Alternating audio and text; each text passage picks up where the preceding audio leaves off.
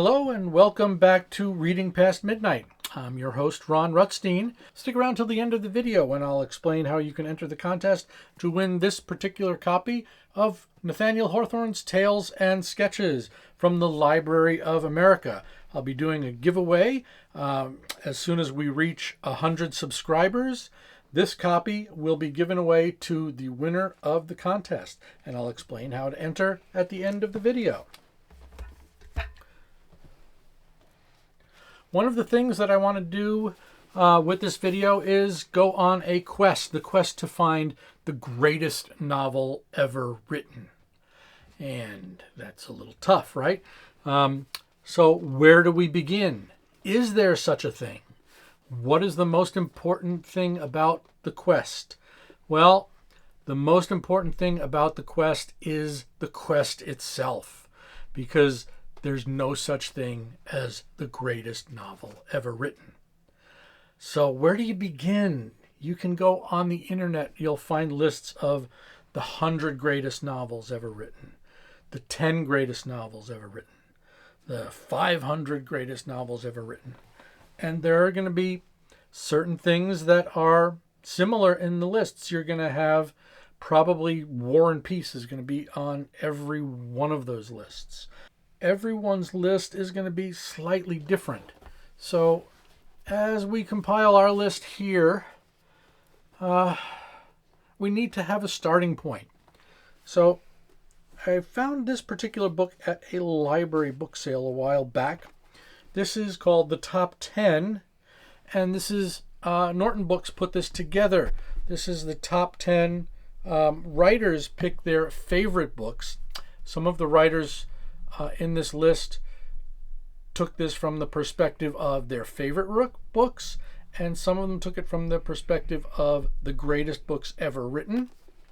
And the way Norton scored this is every writer had a list of 10 in order, and the first book got a score of 10, the second book got a score of 9, the third book got a score of 8, and so on.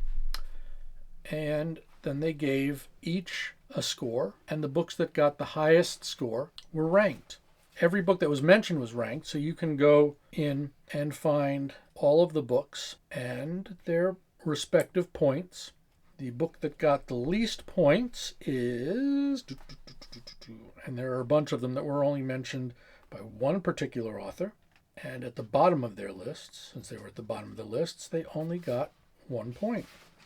And there were several. The Prelude by William Wordsworth, Summer Lightning by Wodehouse, Breaking and Entering, The House of Mirth, Wharton, A Voice Through the Cloud, Connecticut Yankee in King Arthur's Court, The Power of Now, Ulverton, The Street of Crocodiles, The Masters of Dew, Portnoy's Complaint, The Human Stain, Philip Roth came in twice, A Personal Matter, actually came in twice with 1 point, Atonement, Death in Midsummer and Other Stories, Kaput, Outer Dark, The Assistant, and these probably only deserve 1 point, if any.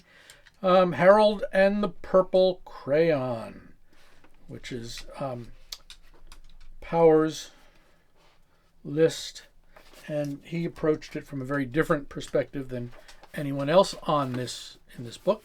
We'll get to that in a second.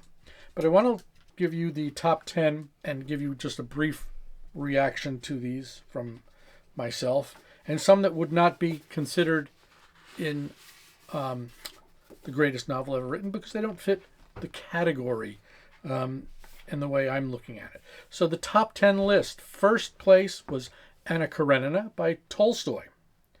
Second list, Madame Bovary by Flaubert. Third place, War and Peace by Tolstoy. Fourth place, Lolita by Nabokov. Fifth place, The Adventures of Huckleberry Finn by Mark Twain. Sixth, Hamlet by Shakespeare. 7, The Great Gatsby by F.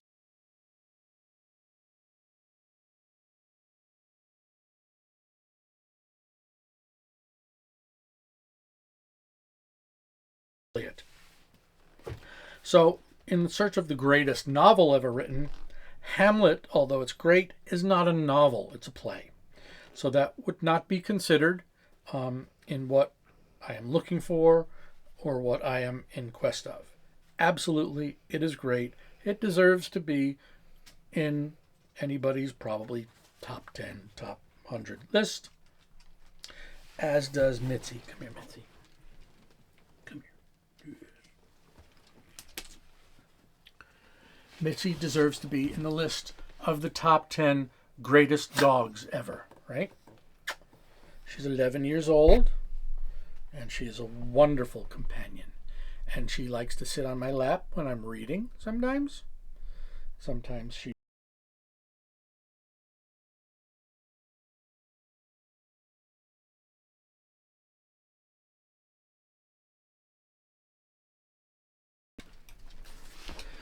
And as always, it never hurts to put a dog in a video. The Stories of Anton Chekhov. Collections of short stories are excellent, but again, they don't quite fit the category of what I'm looking for in the greatest novel. War and Peace. Absolutely one of the greatest novels ever written. I would say we definitely are going to have that in our list. Anna Karenina. Anna Karenina is a great novel.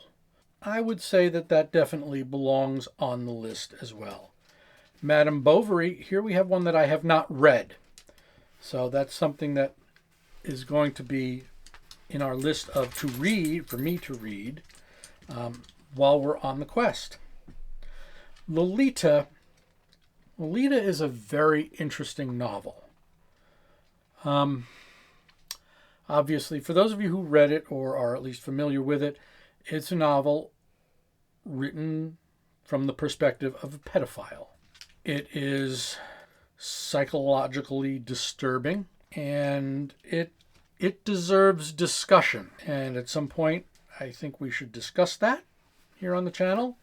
I don't know whether or not we want to put that on the list of greatest novels ever written or not. I question it, but I'm not willing to say that it doesn't belong here. Number 5 is The Adventures of Huckleberry Finn by Mark Twain. I read this in high school, and I really don't remember it. So I would have to reread that. I'll mark that for a reread to be considered. Then we have Hamlet, which again I'm not going to consider as a novel. It's a play. Although at some point we might want to do the greatest plays ever written. Then we come to The Great Gatsby, which is a novel that I don't like. I won't say I don't like it. It's okay. But it's not, to my mind, as great as it is made out to be by so many critics and so many readers. So it would not make my list of the greatest novels ever written. So I'm going to scratch that, and feel free to make a note in the comments and tell me how wrong I am about Gatsby. Everybody obviously is entitled to their own opinion. You're not going to change my mind on this. I've read it 3 times because I read it the first time when I was in college, and I didn't really get what the fuss was about. I read it a second time, I want to say about 10 or 15 years ago, to make sure that I really didn't think all that much of it, because so many people think it's so good. And I read it again about a year ago because it's an easy read, it's a short book, and I just felt I should take a look at it because everyone says how great it is, how wonderful the language is, how moving the story is about the corruption of the American dream.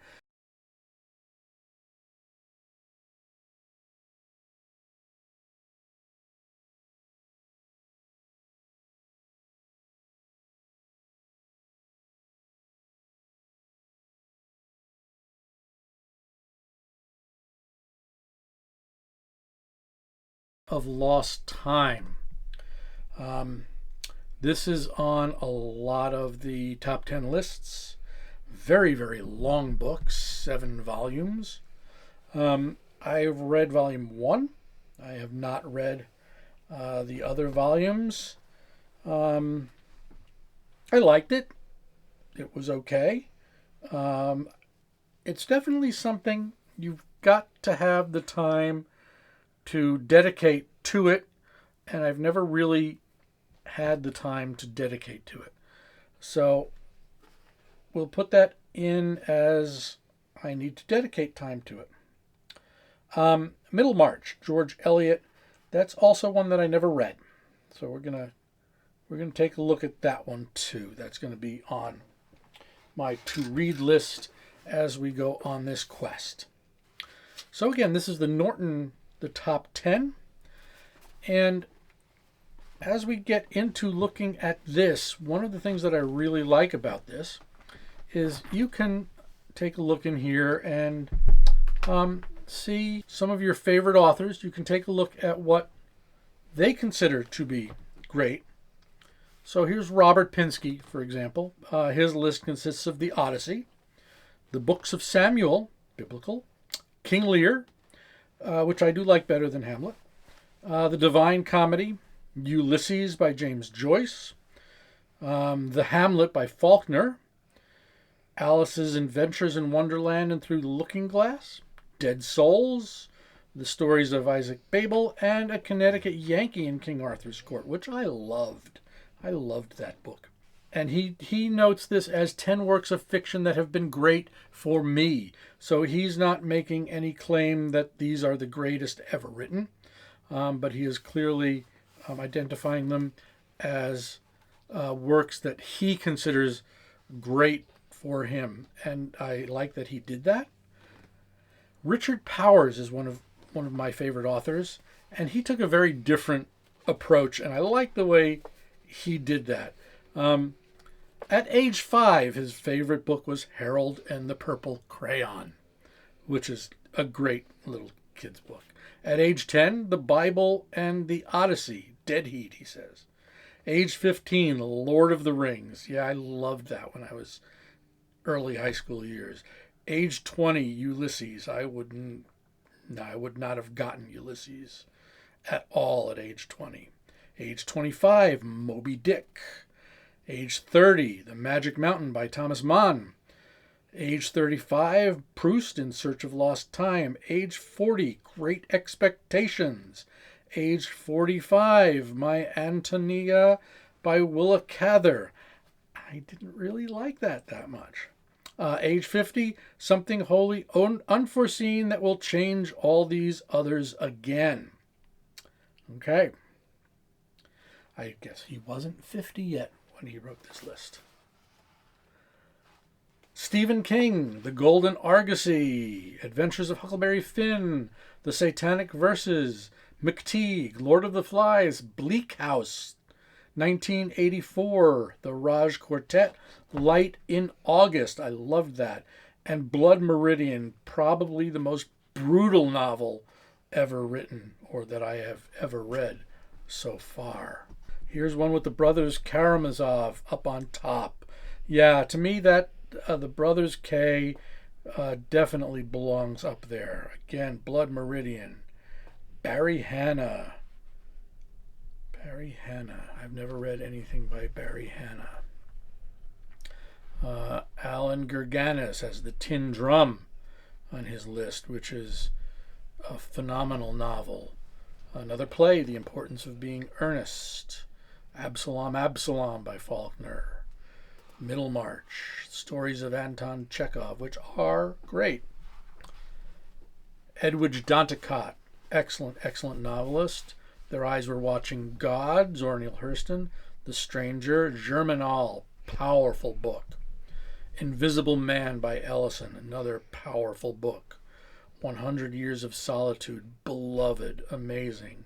Night, Color Purple, The Trial, Masters of the Dew. Yeah, The Dew Breaker, if you haven't read it, by Edwidge Danticat, is an excellent book. Yeah, so this is a book that I would definitely recommend to pick up. One of the things that I did when I first picked it up is I went through it kind of backwards and looked at all of the books that were in here and how many points they got. There were two books that there's the Radetzky March by Joseph Roth. Excellent. Prayer for Owen Meany, Cold Mountain. You'll see a lot of books that you're familiar with that were like on one author's list and not many others. Finnegan's Wake, that's a tough read, was on one person's. Two novels that I think were only on one person's list, but that I enjoyed seeing that on someone's list. Adventures of Aughty March by Saul Bellow, excellent novel. And also At Play in the Fields of the Lord by Peter Matheson, brilliant novel. That one gets overlooked a lot, and I think is I should revisit that because that's a brilliant novel that I don't know of anyone that I've spoken to that has read that, and I think it's definitely a novel that is worth reading. Okay, so let's move on to the contest. So, going to be giving away this copy of Hawthorne's Tales and Sketches. It is a used copy, but it's in decent shape. Library of America. And what I'm going to do is I'm going to take everyone who makes a comment on this video or any future videos up to the point. Once I reach 100 subscribers, I'm going to take everyone who has made a comment and pick one at random, and that person will receive a copy of Hawthorne's Tales and Sketches. So be on the lookout for when we reach that threshold of 100 subscribers, and I will let you know who the winner is once we reach that. Thank you again for joining us here at Reading Past Midnight. Please hit the like and subscribe button to help the channel and help us reach that 100 subscriber threshold. Maybe you'll be the lucky winner. And also let me know what you think of our top 10 list and our search for the greatest novel ever written, and what suggestions you have and what your favorite novel is. Thank you very much.